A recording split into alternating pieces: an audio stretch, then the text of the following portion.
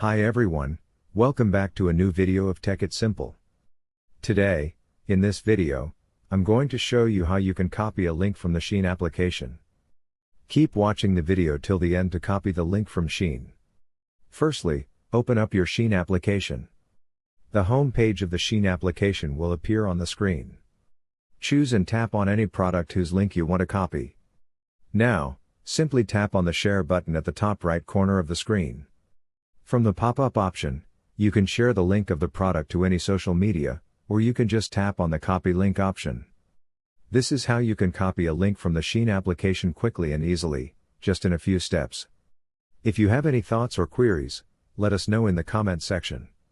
Don't forget to subscribe to our channel, also press the notification bell icon so that YouTube will notify you whenever we post a new video.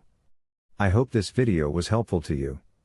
If it was, go ahead and give us a thumbs up. Thank you so much for watching.